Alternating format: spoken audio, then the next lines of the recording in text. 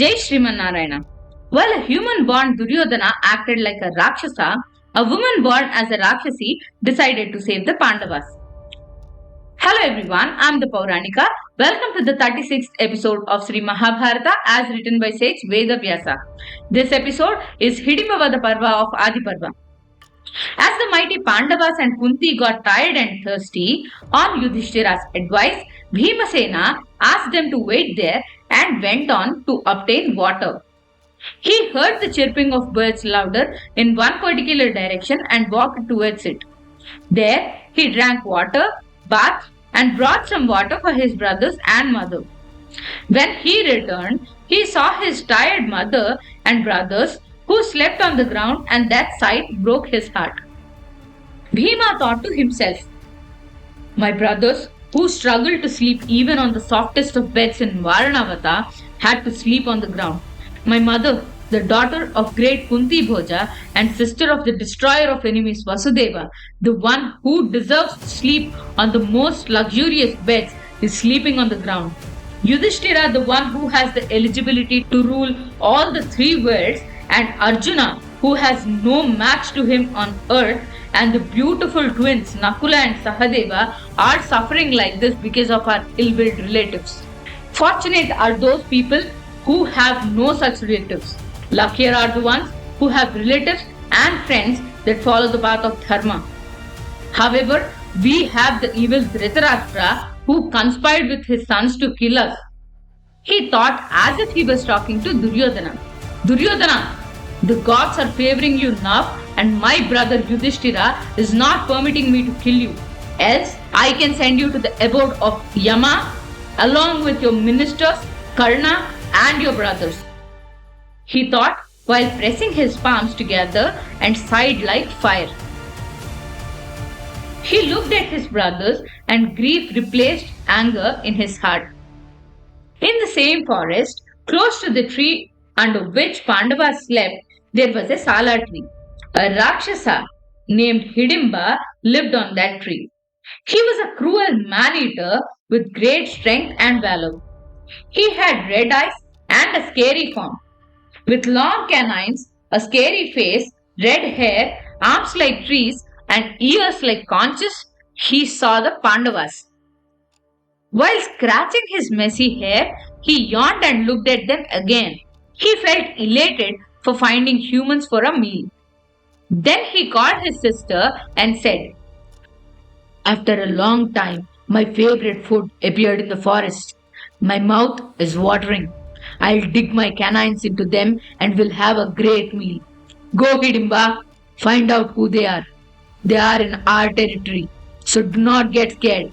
Kill them and bring them here. Upon eating them, we can dance and celebrate." On reaching there, Hidimba looked at Kunti and the sleeping Pandavas.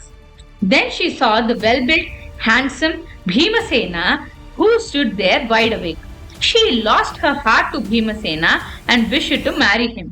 She noticed his long arms, strong shoulders, neck like a conch, and eyes like the petals of a lotus flower. She decided not to listen to her brother, took a human form, and went closer to Bhimasena. She decked up in fine jewelry, wore a thin sari, and smiled and greeted Bhima. "Purushashrestha, who are you? Where did you come from? Who are these people sleeping here? That elderly woman who's shining like gold, who is she? Don't you know this great forest is a habitat for many Rakshasas? There is a Rakshasa by name Hidimba who wants to eat you. He's my brother. He sent me to bring you to him. However, the moment I saw you, I decided to marry you. I'll protect you from him. Let's happily roam around and stay together." Then Bhima said, "Lady, this man here is my elder brother. I respect him a lot. He is unmarried. How can I marry when my elder brother hasn't? They are sleeping peacefully due to their faith in me. How can I leave them to the Rakshasa as food and come with you?" "Then wake them all up. I'll save all of you from my brother," she said. "I'm not going to wake them up fearing your brother. In fact, he should fear me. Not just the Rakshasas, even Manushas Gandharvas and Yakshas are no match to my strength. You can do whatever you want. I am staying here, Bhima said. After waiting for a long while for his sister to return, the Rakshasa king Hidimba could not wait any longer. He got down from the tree and started walking towards the Pandavas. With red eyes, long canines, and spiked hair, he looked dangerous.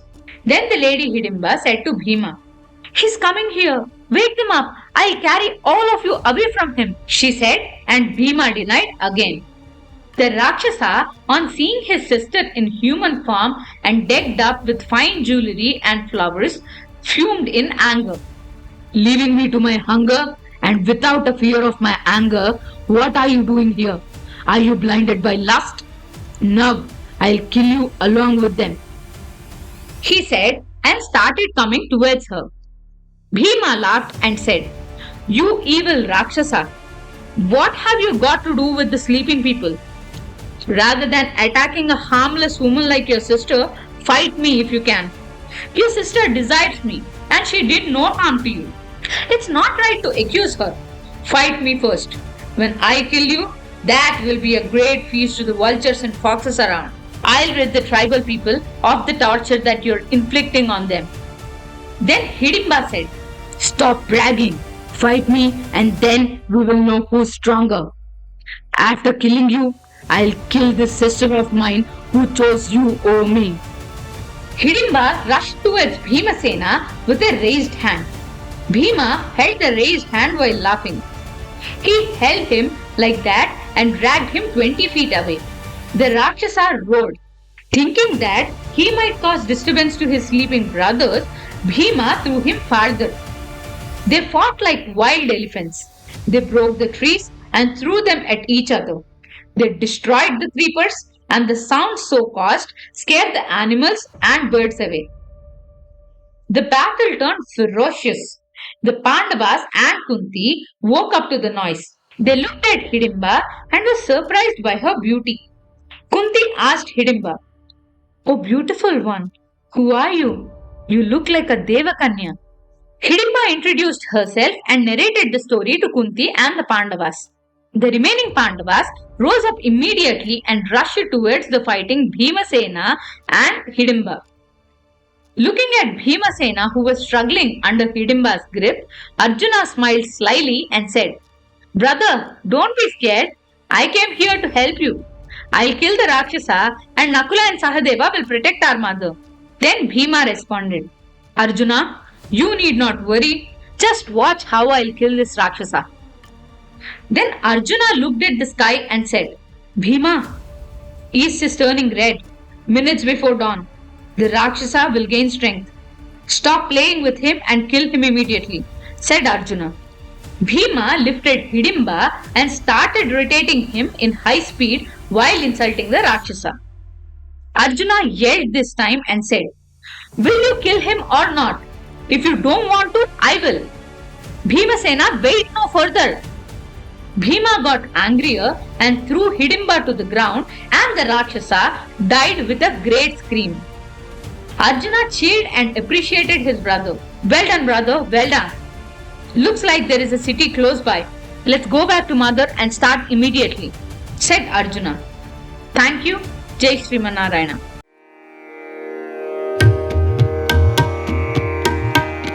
Thank you.